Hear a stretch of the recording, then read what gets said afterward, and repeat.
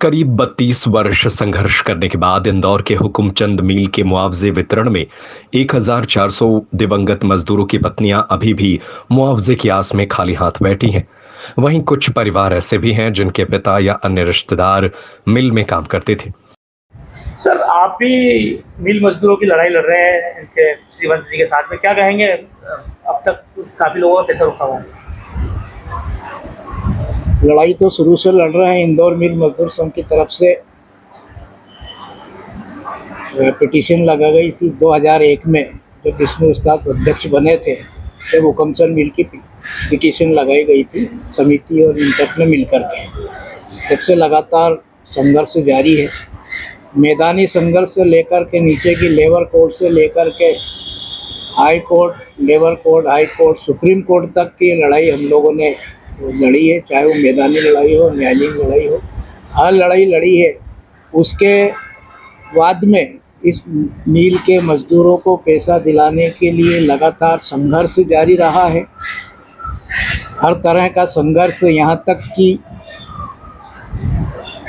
भूख हड़ताल से लगा कर के कपड़े उतार तक के हस्ताक्षर अभियान, कई प्रकार के कोई ऐसा आंदोलन, जन आंदोलन नहीं बचा जो हुकुमचंद मिल के लिए हम लोगों ने नहीं किया।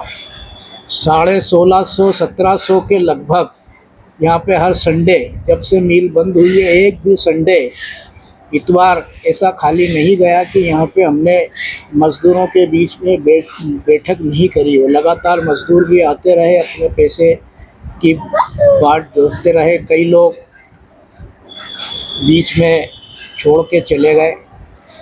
इसके बावजूद भी न्यायालयीन लड़ाई के बावजूद, न्यायालय से फैसला होने के बावजूद भी मज़दूरों को पैसा नहीं मिला।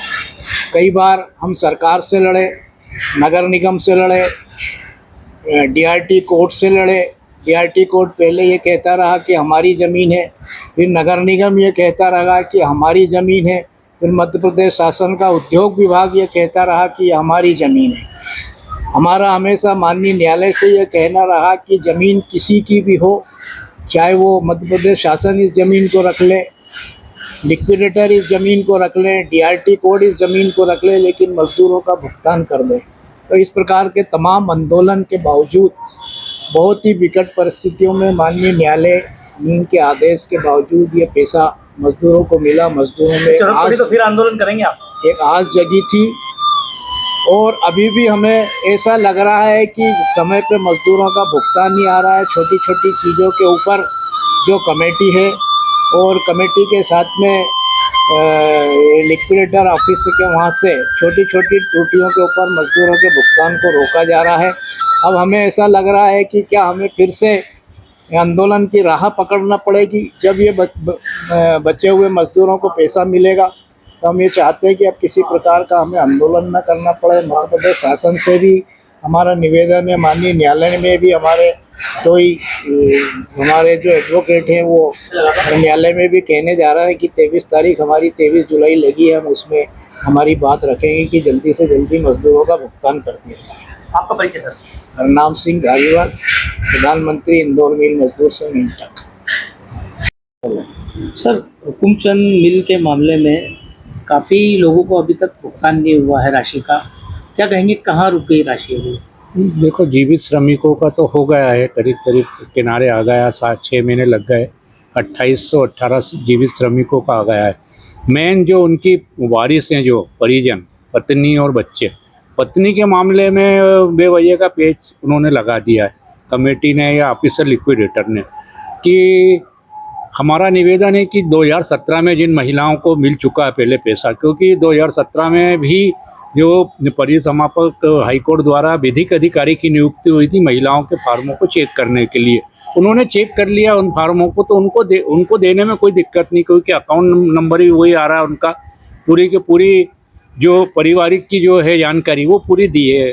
इन्वेंट्री बॉन्ड के अंदर महिला ने दिया है, एक जमानतदार भी उसके अंदर, बच्चों का आधार कार्ड लगा है। सब कुछ होने के बाद वो बेवजह उनको जरा सी चीज़ में रोका। एक व्यवहारिक चीज़ है कि मेंबर की बिटिया की शादी हो गई तो बिटिया ससुराल गई तो पति का नाम आएगा। अब वो पिता का नाम मांग रहा है, पिता का नाम कहाँ कैसे आएगा आप बताओ। कई 60 साल की 65 साल की बच्चियां हैं जो बुजुर्ग 80-90 साल के हो गए और वो बेचारी पढ़ी लिखी नहीं, स्कूल की मार्कशीट भी नहीं उनके पास, वो कहाँ से देंगे। दूसरा सैलरी स्लिप मांग रहा है, सैलरी स्लिप नहीं है तो आप पीएफ से लो ना।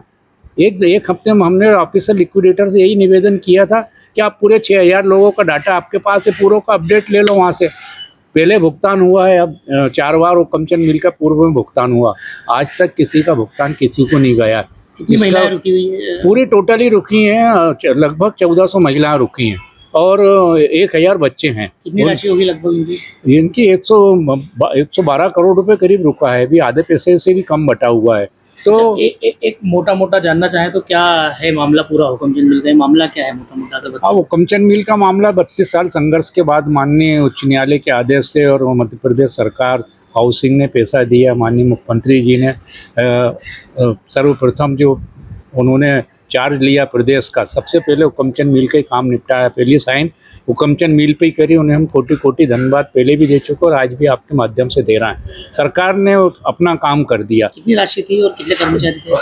5895 मजदूर हैं मिल में और वैसे टोटल में जोड़े तो 280 करोड़ हो रही, लेकिन अभी जो माननीय मुख्यमंत्री ने जो चेक दिया था 217 करोड़ 89 लाख का चेक जमा किया था परिसमापक के पास, वो पैसे भी जमा हुए, 25 दिसंबर को जमा हुए, 6-7 महीने उसको भी हो गए।